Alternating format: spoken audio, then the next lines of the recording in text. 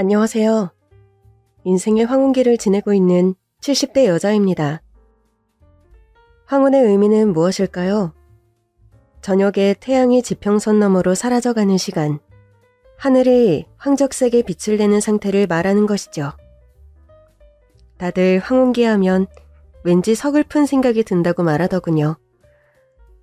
노년, 노인이라는 말이 어느덧 익숙해지고 자연스러워지기도 했고요.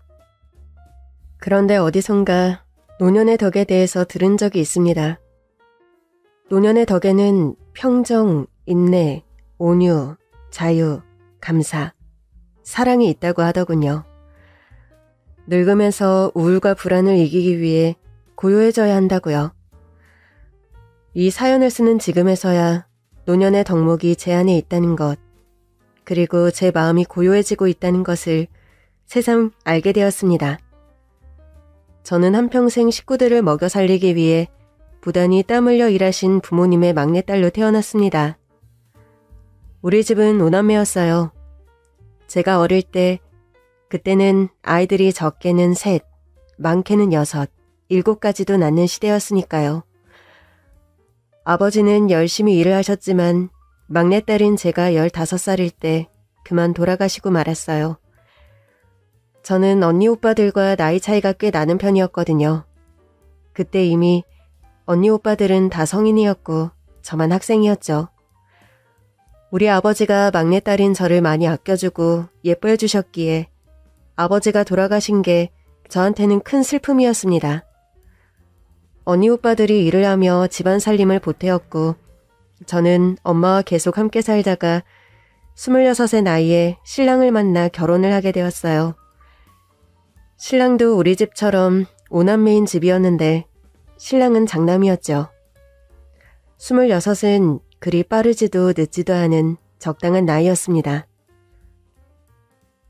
예, 맞선 분 그 남자 정도면 괜찮다. 너도 얼른 시집 가야지. 아직 2번밖에 안 봤는데 언니는 왜 나한테 결혼을 하라 그래? 나이 차이도 4살밖에 안 나고 4살이면 궁합도 안 본다고 하던데 뭐가 그리 까다롭니? 나는 막내딸인데 그 남자는 장남이라고 하잖아. 나는 맏며느리 되기는 싫단 말이야. 얘 좀 봐라. 너는 인정도 많고 사람 품는 걸 좋아하는 성품이잖니. 그런 게 맏며느리 덕목 중에 하나인데 뭐가 걱정이야? 하여튼 나는 썩 내키지가 않아. 너무 마음 꾹 닫고 고집 피우지 말고 남자가 좋다고 할 때 못 이기는 척 따라가는 게 좋은 거야. 아버지 계셨으면 나 시집 안 보낸다고 하셨을 텐데. 그걸 네가 어떻게 알아? 아버지가 너 많이 아꼈지만 그렇게 예뻐하던 막내딸이 시집도 안 가고 노처녀가 되는 걸 좋아하셨겠니? 저는 큰언니와 나이 차이가 많이 났습니다. 9살이나 차이가 났는데 제가 26인 당시에 이미 언니는 진작 시집을 가서 아이들을 키우고 있었죠. 큰언니는 저한테 엄마와 같은 존재였습니다. 늘 일하느라 바쁜 부모님 대신 언니가 저를 키우다시피 했고 살림 같은 것도 다 언니가 가르쳐줬거든요. 언니는 시집가기 전까지 장녀라는 이유로 한평생 식구들을 위해 희생을 한 사람이었어요. 언니 밑으로 큰오빠와 둘째 오빠가 있었는데 언니는 큰오빠 공부시킨다고 또 장남이니 결혼할 때 단단히 한몫 준비해서 장가가야 한다고 공장에서 밤낮 없이 일을 했죠.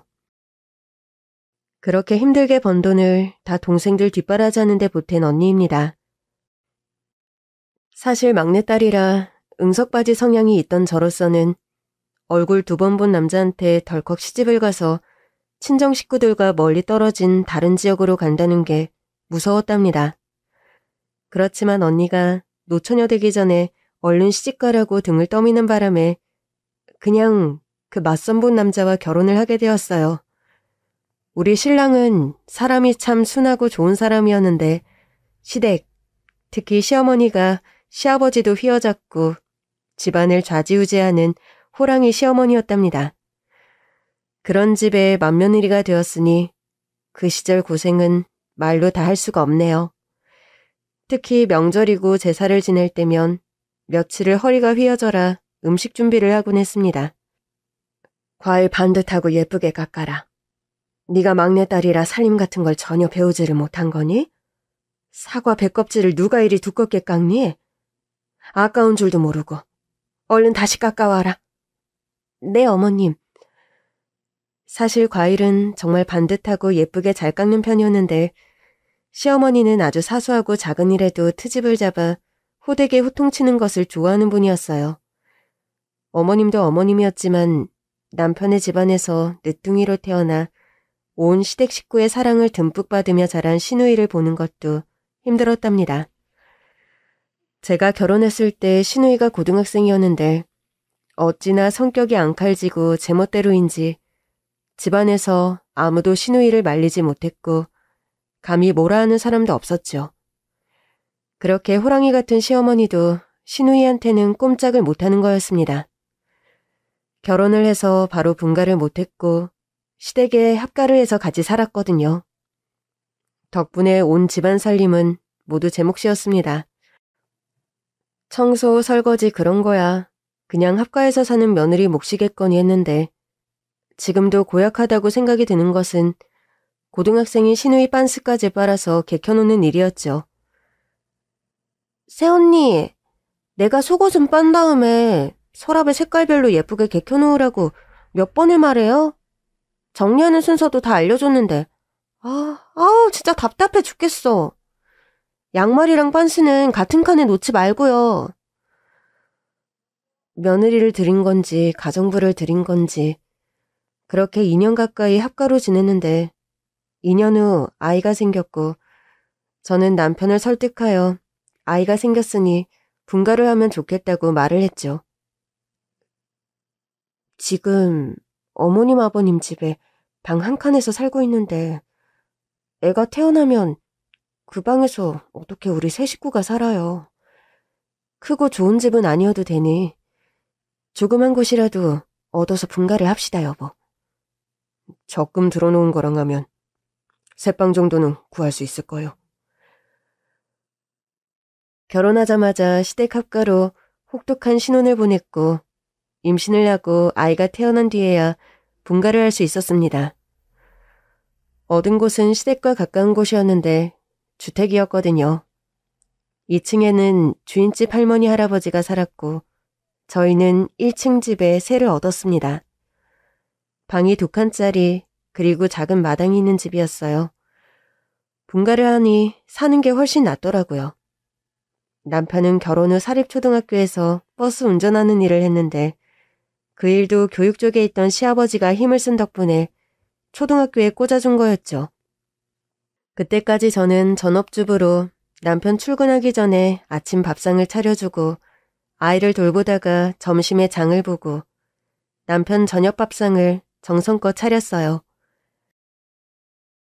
남편은 무뚝뚝한 성격이어서 신혼이었지만 늘 외롭다고 느껴질 때가 많았는데 뱃속에 10달을 품고 태어난 아이는 너무 예뻤습니다. 태어난 그 순간부터 아이가 제 사람의 목적, 그리고 희망이 되었죠. 그러나 우리 아들이 7살이 되었을 때 그만 남편이 세상을 떠나고 말았어요. 담배를 그리 입에 물고 사는 남편이었는데 젊은 나이에 폐암에 걸렸고 떠나버린 거였죠. 남편이 그렇게 되자 시댁에서는 아주 난리가 났습니다. 아휴, 불쌍한 우리 아들. 네가 평소에 남편 밥을 잘 챙겨줬으면 이런 일이 없었을 것 아니냐. 이 채소 온 붙은 거 남편 잡아먹은 년. 우리 아들은 아빠를 그리고 저는 남편을 잃어서 몹시 힘든 상황이었는데 시댁 그리고 시모는 남편이 떠난 것을 모두 제 탓으로 돌렸습니다. 아주 고리타분하고 구식사상인 시부모들이라서 저는 남편이 그렇게 되고 우리 아들을 빼앗기는 것이 아닐까 아주 걱정이 되었는데 다행스럽게도 그런 일은 없었습니다. 남편 집안에 아들 유전자가 센 것인지 남편의 형제자매들 자식이 전부 아들이었거든요. 손자들이 많다 보니 우리 아들한테 집착은 하지 않았고 남편이 그리 되자 그냥 저와 아들과 연을 끊고 알아서 살려며 방관을 했습니다. 그래서 저는 8살인 어린 아들을 데리고 다시 친정집으로 돌아오게 되었어요. 그래도 자기 아들 핏줄을 이어받은 손자인데 아들 그리 되었다고 손자까지 내팽개치고 남인 것 마냥 대할 수 있니? 그런 썩을 놈의 집구석인 줄 알았더라면 너를 그 집에 시집 보내지 않았을 텐데. 내가 그렇게 시집가기 싫다고 했는데 내 등 떠밀어서 시집가라고 한 게 언니잖아. 그래, 이 언니가 우리 연자를 시집 보내서 일이 되었다.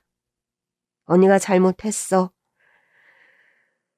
소방 맞은 것은 아니었지만 아직 30대 초반 젊은 나이에 과부가 되어 아들을 키웠어요. 당시 친정엄마는 아빠가 돌아가신 뒤에도 쭉 같은 집에서 혼자 지내고 계셨거든요. 제가 우리 아들을 데리고 들어왔을 때 그 집에 엄마와 저 그리고 아들뿐이 없었습니다. 언니 오빠들이 다 결혼하고 각기 다른 지역에 흩어져 사는 상황이었죠. 친정집은 주택이었는데 방이 남는 상황이었어요. 그래서 고민을 하던 엄마에게 조심스럽게 제안을 했죠. 엄마, 내가 생각을 해봤는데 그래도 아버지가 평생 열심히 일하셔서 이 집 하나는 남겨두고 가셨잖아. 예전에 우리가 다 같이 살 때야 그냥 북적북적해서 집이 좁다고 느꼈는데 아무래도 우리 셋이 쓰기에는 집이 큰 것 같아. 방도 남고. 그래서 하고 싶은 말이 뭔데? 이 집을 팔아서 좁은 집으로 옮기자는 건 아니지? 너랑 명수 살 집 구하겠다면서. 그래도 이 집에서 네 아버지랑 평생 살았고 니들 태어나고 자란 집이다. 이 집을 팔 일은 없어. 에이, 엄마. 누가 집을 팔재? 이 집이 엄마한테 그리고 우리한테 어떤 집인지 나도 알지. 엄마, 가만 생각해봐. 그래도 여기가 서울에 있는 대학가 중심이잖아. 엄마랑 나랑 여기서 살면서 하숙집을 하는 건 어때? 뭐? 하숙집? 여기서 좀만 나가면 대학도 많고 지방에서 올라온 학생들 중에 기숙사 못 들어가는 학생들은 하숙을 많이 구한다고 하잖아. 내가 여기 다시 오고 옆 동네도 둘러보고 하니까 이런 주택 가진 집에서는 하숙을 받더라고. 방 하나에 남학생들이 같이 쓰기도 하고 또 여학생들끼리 방을 쓰기도 하고 먹여주고 재워주는 거지. 다달이 그 학생 부모들한테 하숙비 받으면서 엄마 그래도 이 집이 방이 5개나 되는데 엄마 방 하나 쓰고 나랑 우리 명수랑 방 하나 쓰고 남은 방 3개를 하숙방으로 하고 그 방에 2씩 받는다고 하면 그래도 6명은 받을 수 있지 않겠어? 야야, 재워주는 거야 그렇다지만 어디 밥 해먹이는 게 쉬운 일이니? 엄마는 우리 5남매 다 먹여 키웠으면서. 그리고 엄마 음식 솜씨는 끝내주잖아. 내가 도와줄게. 그리고 남편이랑 사별하고 내가 가지고 온 돈도 있으니까 그걸로 하숙생 받을 방으로 좀 꾸미고 정리도 하고 괜찮을 것 같아, 엄마. 어차피 언니 오빠들이야. 지금 결혼하고 다들 잘 살고 있잖아. 그러게나 말이다. 아유, 이거 사. 네 언니 오빠들은 걱정 안 끼치고 다들 결혼해서 잘 사는데 어떻게 연자 너만 일이 되었니? 그런 시댁인 줄 알았음. 우리 아버지 절대 나 그런 집에 시집 안 보냈을 거야. 그래도 분가하고 살만하다 했는데 남편 그렇게 되고 나니 아주 그냥 무자르듯이 단박에 남인 듯 대하는 모진 사람들이야. 내가 그럼 갈 데가 어디 있어, 엄마? 이게 다 앞으로 우리 살 거를 생각해서 하는 말이야. 6명 받으면 엄마랑 우리 명수까지 먹고 살만하다니까. 엄마가 요리 잘하니까 반찬하고 내가 필요한 거 장보고 엄마 밥하는 거랑 청소하는 거랑 도울게. 간곡하게 엄마를 설득했고 사실상 아버지 돌아가신 뒤 소일거리하며 생계를 유지하고 있던 엄마도 제 말에 일리가 있다고 생각해 하숙집을 하자는 이야기를 받아들여 주셨어요. 결혼하고 모아두었던 돈으로 하숙생 받을 방에 이불을 새로 들여놓고 책상도 2개씩 사서 붙여놓고 방을 꾸몄습니다. 부엌 쪽에는 다 같이 밥을 먹을 수 있는 큰 식탁을 새로 들여놓았고요. 방 하나에 같은 성별 학생을 2씩 받아서 6명이 꽉 차서 돌아가면 남는 장사라는 생각이 들었죠. 그렇게 준비를 마치자 전단지를 만들어서 대학가 주변에 뿌리고 다녔습니다. 처음에는 연락이 되질 않아서 걱정도 많이 되었어요. 이렇게 방이랑 다 준비를 해놨는데 하숙한다는 학생이 아무도 없으면 어쩌나. 친정엄마 설득해서 다시 밥 해먹이는 일로 우리 먹고 살 수 있다고 큰 소리를 쳐놨는데 뜻대로 안 되면 어쩌나 걱정이 많았죠.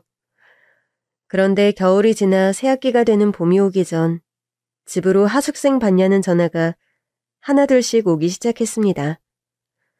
저는 전화를 받아서 열심히 우리 하숙집을 홍보했어요.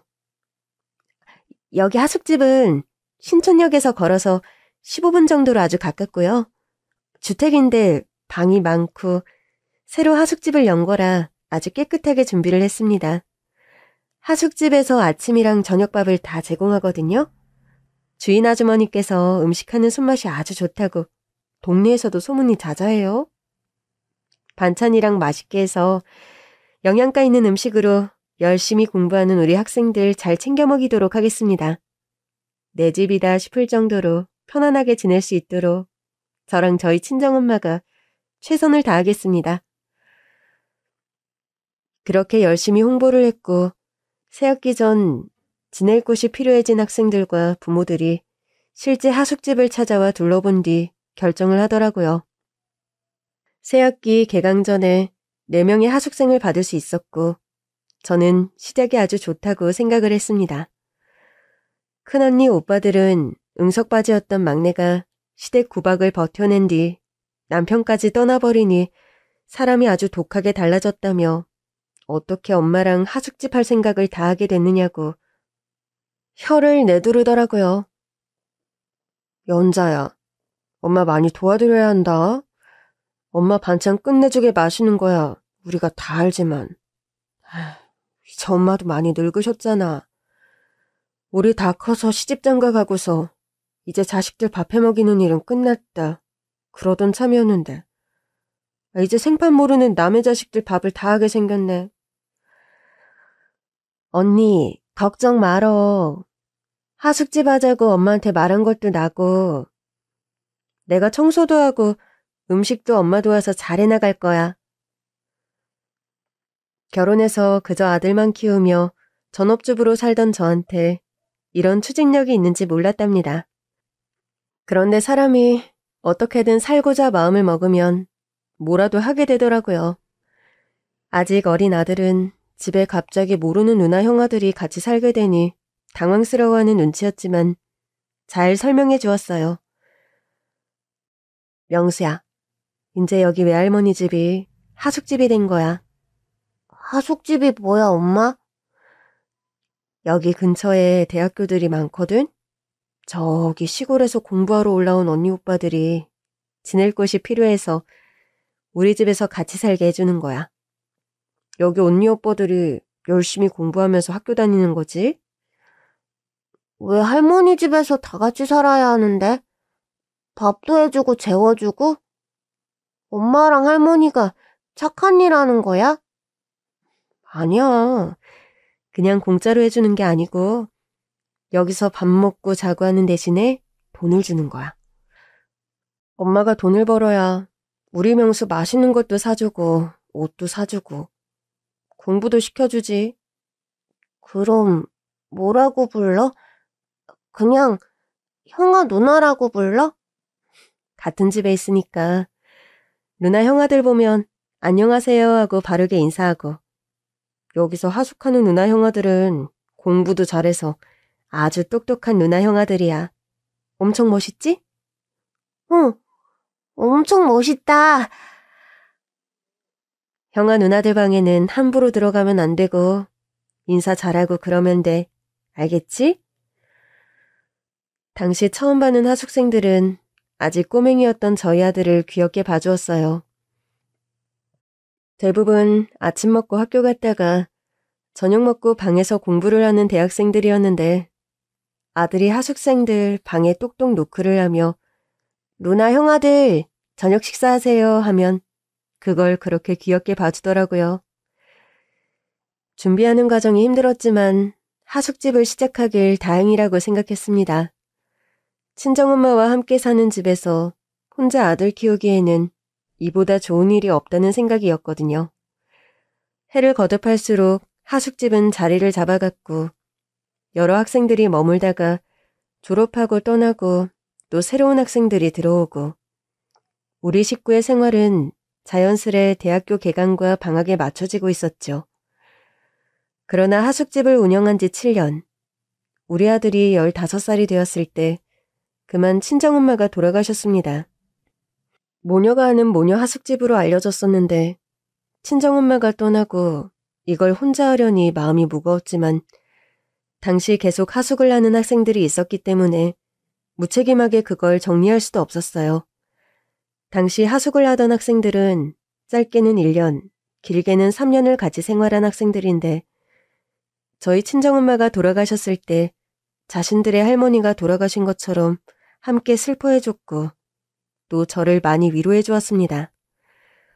그 따뜻한 마음들 덕분에 힘든 시기를 버텨내었고 어느새 하숙집도 8년 차가 되어 일은 익숙했기에 혼자 하숙집을 운영하게 되었습니다. 그러던 차에 한 남학생이 한 명 하숙집에 오게 되었는데 말수가 적고 얌전한 학생이었습니다.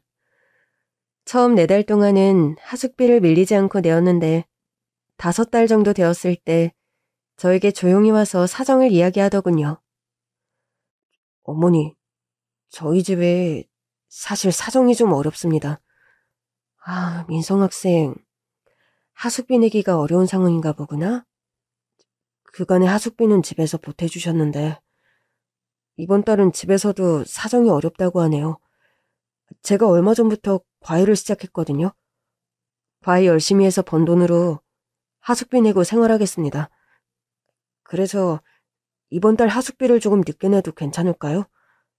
매일 맛있는 밥을 해주시고 하숙생들을 잘 돌봐주시는데 이런 말씀을 드려서 죄송합니다. 제가 멀리서 왔는데 이곳 하숙집 생활이 너무 좋거든요. 정말 저희 고향집같이 느껴져서요. 어머니 밥도 너무 맛있고요. 염치 없이 이런 말씀을 드려 죄송합니다. 민성 학생, 사정은 잘 알겠어. 대학교 공부만 하기에도 바쁠 텐데 생활비 때문에 과외까지 하니까 무척 고되겠네. 하숙비는 다음 달에 여유가 생기면 내도 괜찮으니까 너무 신경 쓰지 말고 열심히 해. 감사합니다, 어머니. 사실 그때 저는 40대 초반의 나이였는데 어머니라고 불리기에 좀 젊은 감이 있었지만 대개 하숙집에서는 주인 아주머니를 친근감 있게 어머니 하고 부르는 경우가 많았습니다. 저희 친정엄마 살아계실 때 학생들은 저희 엄마한테 할머니, 저한테 이모, 어머니 이렇게 부르곤 했죠. 그 민성이라는 남학생은 참 성품이 온화하고 조용한 학생이었는데 환경이 좋지를 않았어요. 개천에서 용남 모양으로 서울에 있는 좋은 대학에 합격했는데 집에서 뒷바라지가 영 힘든 모양이었습니다. 그래도 어떻게 졸업은 해야 하니 안간힘을 써서 과외와 학업을 병행하며 버티더라고요. 하숙집을 연 뒤에 많은 학생들이 연을 맺고 머물다 갔지만 대부분 부유한 집에서 하숙비 정도는 그냥 보태줄 수 있는 집안의 학생들이었어요. 이렇게 환경이 좋지 않은 학생은 민성 학생이 처음이었습니다. 1학년 때는 어떻게 과외를 하며 하숙비를 내고 버텼고 1학년을 마친 뒤에는 군대를 갔어요. 그리고 전역하고 복학을 할 때 다시 우리 하숙집을 찾았죠. 그때는 우리 아들이 고등학교 2학년 때였는데 민성 학생이 우리 아들의 공부도 봐주곤 했답니다. 어머니, 명수가 아주 똑똑해요. 1년 더 열심히 하면 좋은 대학에 갈 수 있겠어요. 명수가 여기 신촌에 있는 대학에 가면 좋지 않을까요? 어머니 집에서 통학할 수 있는데 얼마나 좋은 환경인지요. 민성 학생, 공부하고 과외하기도 바쁜데 우리 명수 공부까지 봐줘서 내가 너무 고맙네. 아니에요. 집에 있는 시간에 잠깐씩 봐주는 건데요, 뭘. 제가 군대 가기 전에도 신세를 졌는데 복학하고도 여기서 지낼 수 있어서 다행이에요. 군대 갔을 때도 어머니 밥이 얼마나 그리웠는지 고향에 있는 엄마가 해주신 밥보다 하숙집 어머니 밥이 더 생각났다니까요. 그렇게 생각해줬다니 고맙네. 민성 학생이 우리 아들 공부를 틈틈이 봐주었고 고3이 된 우리 아들은 그의 수능을 보게 되었습니다. 저는 아들 명수가 신촌에 있는 대학에 합격할 거라는 기대는 크게 하지 않았거든요. 열심히 하기도 했지만 시험 당일 운까지 따라준 건지 아들이 신촌에 있는 대학에 합격을 하게 되었어요. 민성 학생의 후배가 된 거였죠. 어머니, 너무 축하드려요. 명수야, 너무 잘됐다. 합격 축하해.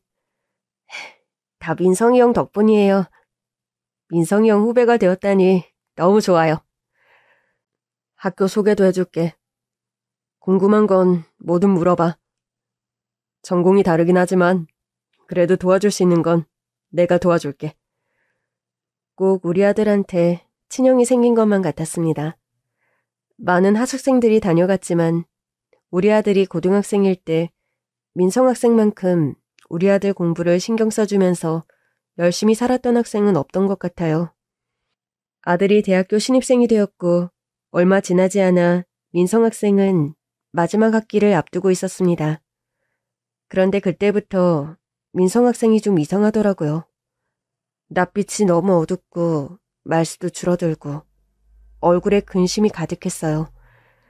사정이 있는 것 같아서 따로 불러 조용히 물어보니 글쎄 제 앞에서 울음을 터뜨리는 것이 아니겠어요?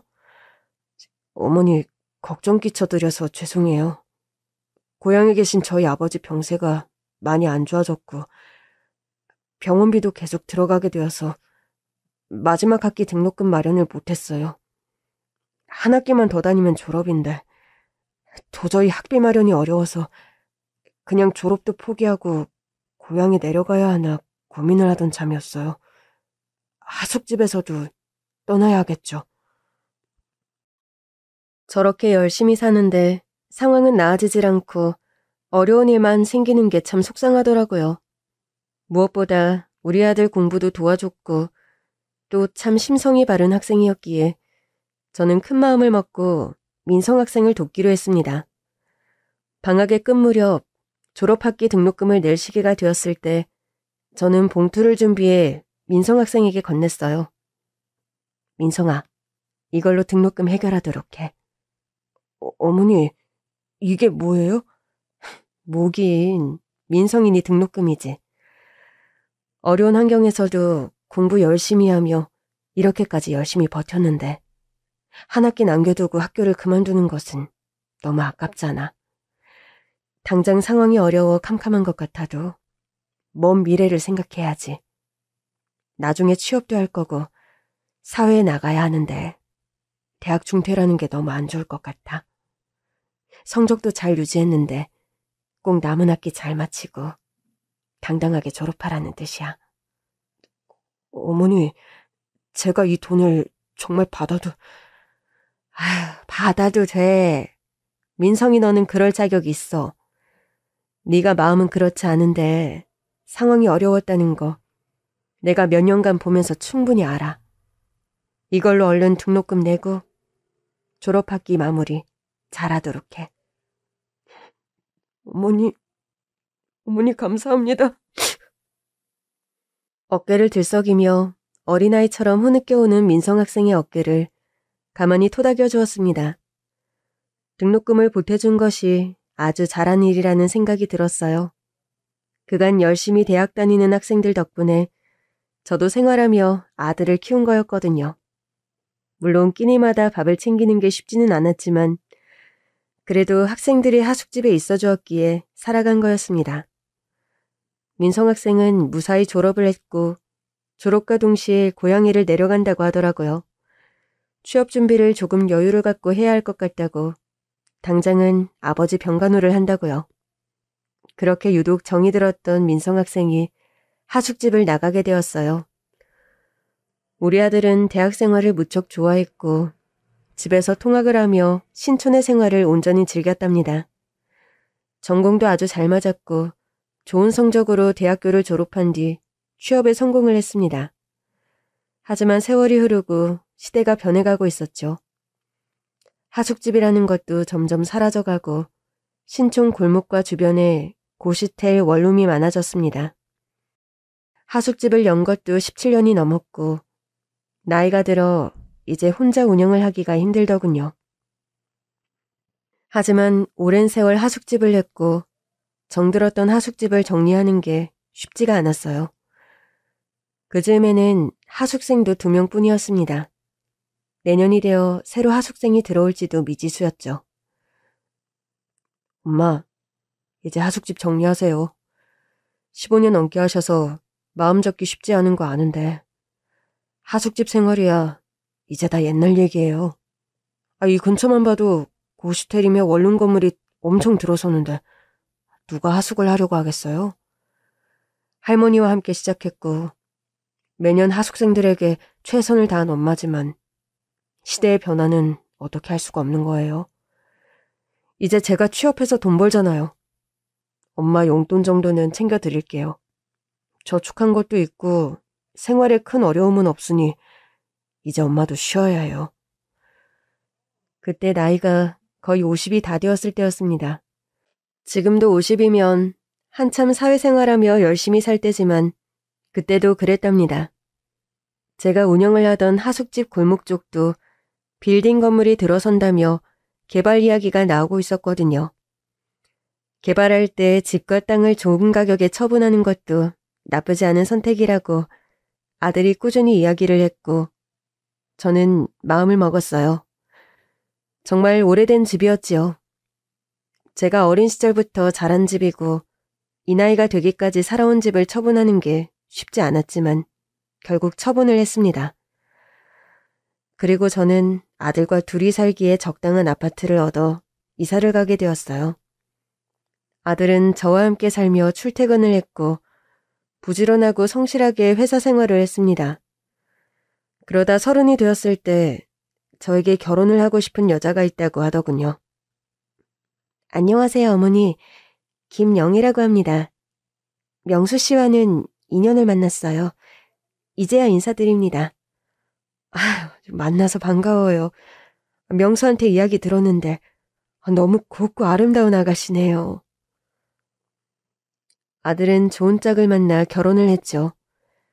초등학교도 들어가기 전 남편이 그렇게 떠나버렸고 그 뒤 홀로 키운 아들이 어느덧 가정을 꾸린다고 하니 감회가 참 새롭더군요. 며느리는 밝고 싹싹한 성격이었고 아들과 같은 회사에 다니는 능력 있는 아가씨였습니다.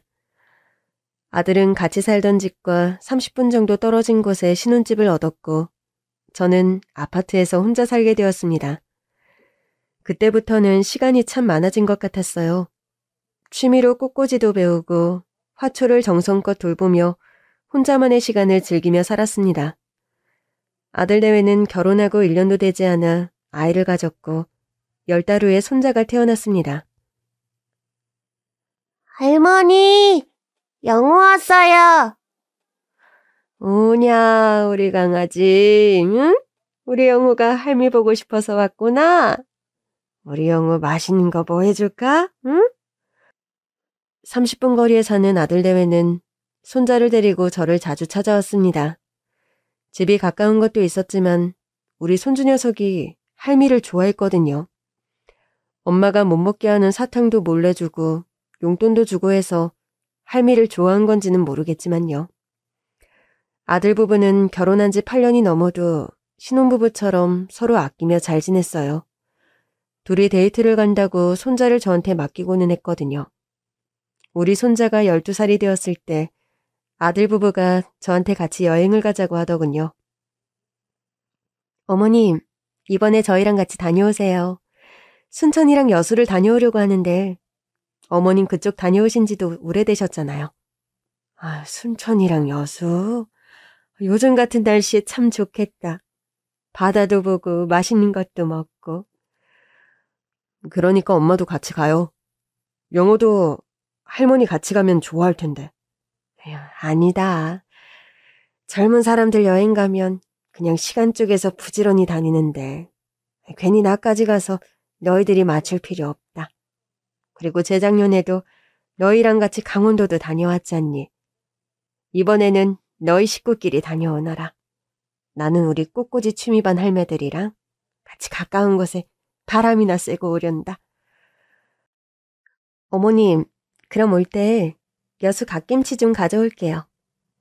물론 어머님이 담그시는 것도 맛있지만 또 여수까지 갔는데 그냥 올 수는 없잖아요. 아이, 그래. 갓김치 향이 참 좋지. 너무 이것저것 많이 사오지 말고 조심히 다녀오너라. 계절의 여왕인 5월의 주말, 아들 부부는 순천 여수여행을 한다고 떠났고 저는 꽃꽂이 할매들이랑 서울 남산에를 갔습니다. 남산공원이 천천히 걷기에도 좋고 또 남대문 시장에도 들렀다 왔지요. 아들 며느리가 중간중간 여행에서 찍은 사진을 보내와서 할매들한테 우리 아들, 며느리다, 손주다 사진 보여주면서 자랑도 하고 그저 여느 때와 다름없는 주말이었어요. 그런데 그날 저녁 저는 한 통의 전화를 받고 정말 그 자리에서 실신을 할 뻔했습니다. 아들 부부가 여행을 마치고 서울로 올라오던 길에 교통사고가 났다는 소식이었죠. 조수석에 탔던 며느리는 사고 직후 세상을 떠났고 아들은 긴급수술을 받고 있다는 거였어요. 손을 그냥 벌벌 떨면서 우리 손자도 차에 있었느냐고 무사한지를 물었는데 차 앞에만 크게 찌그러졌는데 뒤에 탄 손자는 다리를 다쳐서 치료를 받고 있다고 하더라고요. 무슨 정신으로 병원에 달려갔는지를 모르겠습니다. 택시를 타고 기차역까지 가서는 제일 빨리 출발하는 기차를 타고 병원으로 갔습니다. 병원에 도착했을 때 제가 마주한 상황은 절망 그 자체였어요. 아들은 수술을 하던 중에 떠났고 손자가 병실에 누워있다는 거였죠. 영호야, 영호야, 할미 왔다, 영호야. 할머니, 할머니, 엄마랑 아빠는요? 병원에 왔는데 엄마 아빠를 안 보여줘요. 할머니, 엄마랑 아빠 괜찮은 거죠? 할머니는 엄마 아빠 만났어요? 나도 데려다줘, 할머니. 아유, 영호야, 아유, 영호야, 불쌍한 내 새끼. 운명이라는 것은 왜 이리 가혹한 것일까요? 저 어린 것이 무슨 죄가 있다고 착하고 성실하게 살던 우리 아들, 며느리는 무슨 잘못이 있다고 이리도 일찍 데려간 것인지 12살밖에 안 된 저 어린 것이 앞으로 부모도 없이 살아야 한다니 그저 마음이 10갈래 1000갈래로 찢어지는 것만 같았습니다. 손자는 다리를 다쳐 수술을 받아야 했죠. 수술이 잘 되기를 바라고 또 바랐지만 사고 후유증으로 다리를 절게 되었습니다. 손자가 입원해 있는 동안 아들 부부의 장례까지 다 치르고 수술 후 회복을 마친 손자를 데리고 제가 살던 집으로 왔습니다. 할머니, 이제 나 할머니랑 같이 할머니 집에서 살아요? 그래야지. 영호야, 이제 영호한테는 이 할미밖에 없는 거야. 엄마랑 아빠 보고 싶어.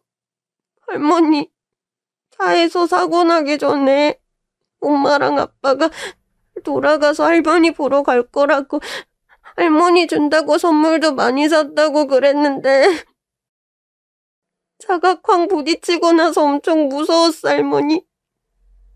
엄마는 대답이 없고 아빠가 막 아파했는데 나 괜찮냐고 괜찮냐고 아빠가 많이 사랑한다고 그게 마지막 말이었어, 할머니. 이런 일이 생길 줄 알았다면 여행을 못 가게 했어야 했는데, 아니, 아들 부부가 그렇게 떠날 줄 알았다면 내가 대신 갔어야 했는데, 어찌나 원망스러웠는지 모르겠습니다. 이 일을 겪고 손자를 키우게 되었다는 게 알려지자 주변 사람들도 너무 안타까워했어요. 내가 대신 갔어야 했다고 엉엉 우는 저를 붙잡으며 그러더라고요. 그래도 어떻게 살아야지. 영호 생각해야지. 영호한테 연자 너밖에 없잖아. 저 어린 것이 부모 잃은 것도 불쌍하지만 연자 네가 없으면 영호가 어디서 어떻게 살겠어. 처음엔 그것도 위로가 되지 않는 것 같았지만 결국 그 말이 맞다는 걸 인정할 수밖에 없더라고요. 사고로 다리를 절뚝이는 손자한테 있는 건 저 하나뿐이었으니까요. 아들 부부가 살던 아파트를 처분했습니다. 그리고 보험금이 나왔어요. 보험금 수령은 손자 몫이었는데 손자가 아직 어리니 제가 후견인이 되었습니다. 그 어릴 때 우리 아들을 홀로 키우던 때가 주마등처럼 스쳐 지나가더라고요. 이 나이가 되어 12살 손자를 혼자 키우게 될 거라고는 상상하지도 못했는데 손자는 다친 다리 치료 외에 상담도 받아야 했습니다. 평생 절개된 다리보다 더 크게 다친 것이 마음인 것만 같았어요. 부지런히 병원을 다니며 손자 치료에 힘을 썼고 반년이 지나 손자가 다시 학교에 다닐 수 있게 되었죠. 처음에는 목발을 짚고 다녀야 했는데 나중이 되어서는 목발 없이 걷게 되었습니다. 절뚝이며 걸어서 남들보다 느리긴 했지만 그래도 그 큰 사고에서 저만 하기 다행이지. 감사한 마음이 들더라고요.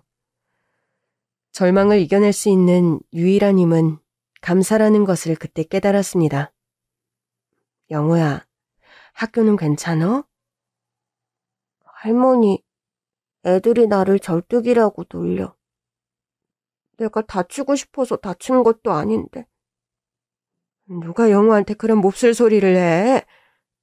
할미가 당장 학교에 가서 그 녀석들 혼쭐 내줘야겠어. 아니야, 할머니.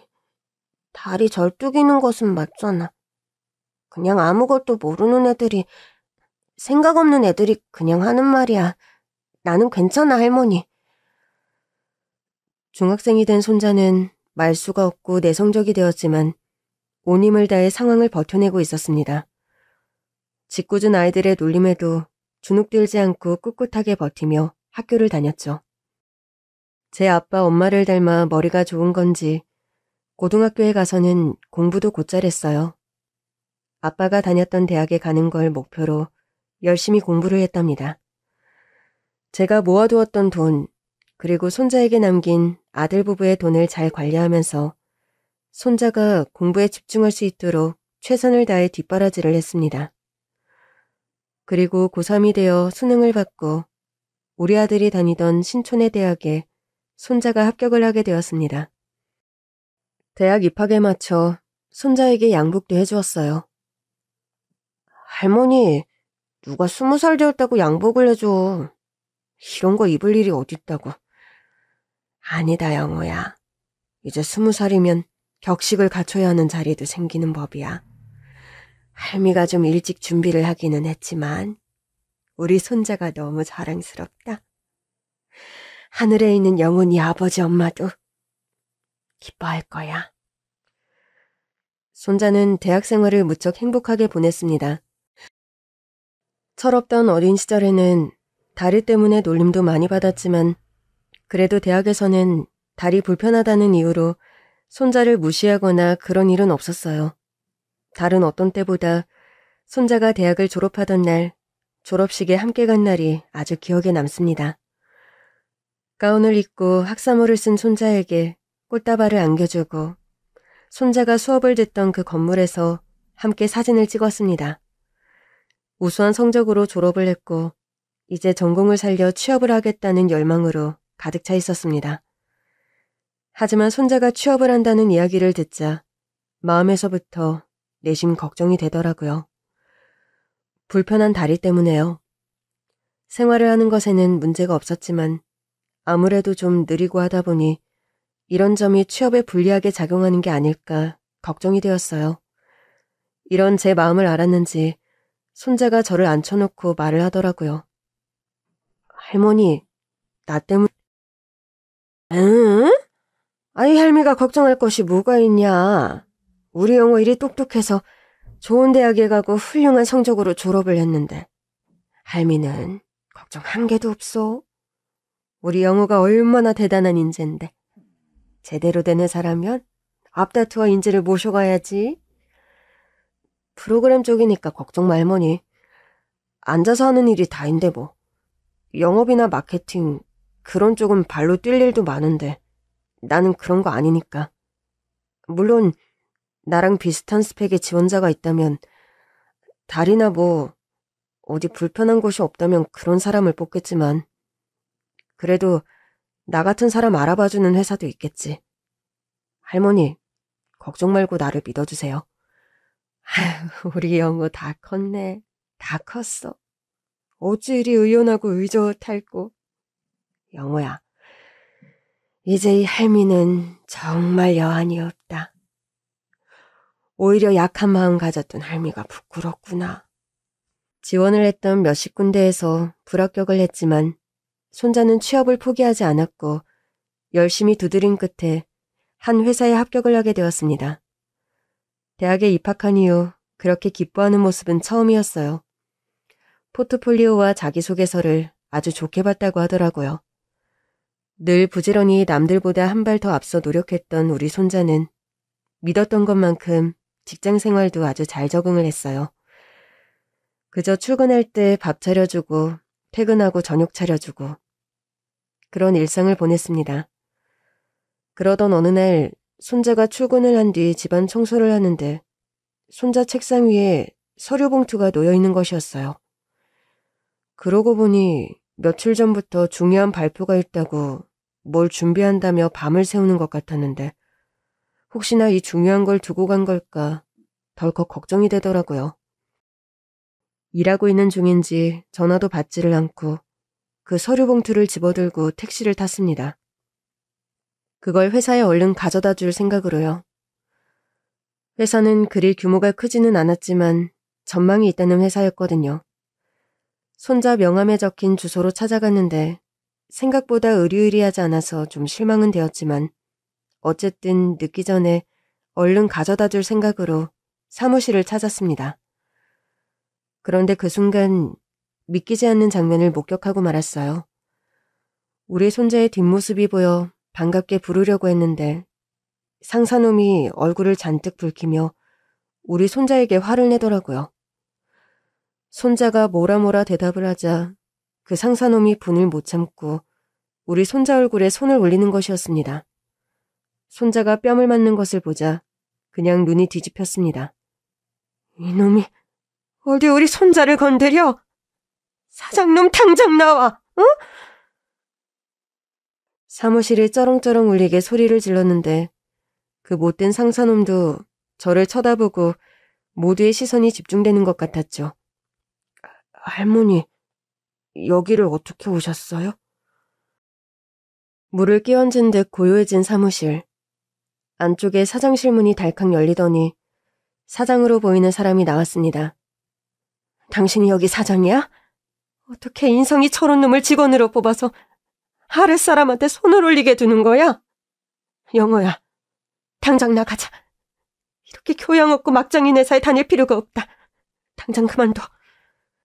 손자 손을 붙잡고 끌고 나가려고 하는 순간 그 회사 사장이 제 얼굴을 빤히 보다가 놀란 표정으로 달려와 제 어깨를 붙잡는 거였습니다. 어머니 저 몰라요? 뭐? 어머니? 이건 알아 이놈아. 네가 사장이어도 이런 회사에 우리 손주 다니게 할 수 없어. 어머니, 저예요. 저 신촌 하숙집에 어머니 밥 먹던 민성이요. 뭐? 민성이? 아유, 세상이다. 어머니, 여기서 이렇게 뵙게 될 줄이야. 아유, 어떻게 지내셨어요? 눈을 비비고 자세히 보니까 그 대학생 때의 젊은 민성이 얼굴이 보이는 듯 했습니다. 우리 하숙집에서 제일로 가난하고 어려웠던 민성 학생. 졸업하라고 마지막 학기에 제가 등록금을 보태주었던 그 민성 학생이 손자가 다니던 회사 사장이었던 거예요. 그리고 사장이 저를 알아본 순간 우리 손자 얼굴에 손을 올린 그 상사놈의 인생은 개차반이 되었습니다. 자초지종을 들은 그 사장은 상사놈을 사무실로 불러 한참을 뭐라고 이야기를 하더라고요. 당장 사직서를 내라고 한 것인지 그 상사놈이 억울하면서도 시무룩한 표정으로 사장실에서 나와 곧장 짐을 챙기는 것을 보게 되었어요. 가시기 전에 영호 씨한테 제대로 사과는 하고 나가시죠. 여기 할머님도 계신데. 손자가 회사에서 그런 꼴을 겪는 걸 직접 보셨으니 얼마나 놀라셨겠어요? 이런 행동은 우리 회사 그리고 사장인 제 가치관에 맞지 않고 이미지를 실추시키는 일입니다. 당장 사과하세요. 그 상사놈은 우리 손자 앞에 머리를 숙여 사과를 한 뒤 회사를 나갔습니다. 그리고 저와 손자는 사장실에 들어가 그 오래전 하숙집에서의 일을 회상하며 이야기를 나눴죠. 사장이 된 민성 학생은 곧바로 자기가 공부를 가르쳐 주었던 우리 아들의 안부를 묻더군요. 저는 쓸쓸히 대답을 할 수밖에 없었습니다. 대학을 나와 좋은 회사에 들어가 결혼도 하고 우리 손자 영호를 낳았는데 사고로 그만 세상을 떠나고 말았다고요. 아유, 세상에나. 어떻게 그런 일에. 한창 젊은 나이에. 그럼 명수가 떠나고 그 아들을 어머니께서 키우신 거군요. 제가 영호군 면접을 직접 봤습니다. 그렇지만 영호군이 어머니 손주일 거라고는, 명수의 아들일 거라고는 생각도 하질 못했네요.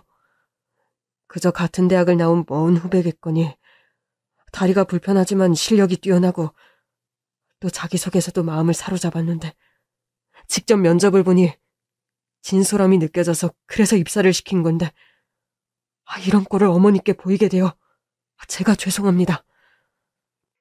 그 젊은 날 제 덕분에 졸업을 했다고 진즉 찾아뵈었어야 했는데 고향에를 가서 아버지 병간 후 취업에 이어 창업까지 정신없는 나날을 보내다가 몇 년 전 제 생각이 나서 하숙집을 찾았는데 하숙집이 없어져 버렸다고 그 말을 하더라고요. 거기를 찾아갔었구만. 제가 좀 더 일찍 찾아뵈었어야 했네요. 어머니, 죄송합니다. 그렇게 다시 하숙집 학생이었던 그를 다시 보게 되었고 지금도 우리 손자는 그 민성 학생, 아니 사장이 운영하는 회사에 잘 다니고 있답니다. 업무 능력을 인정받으면서요.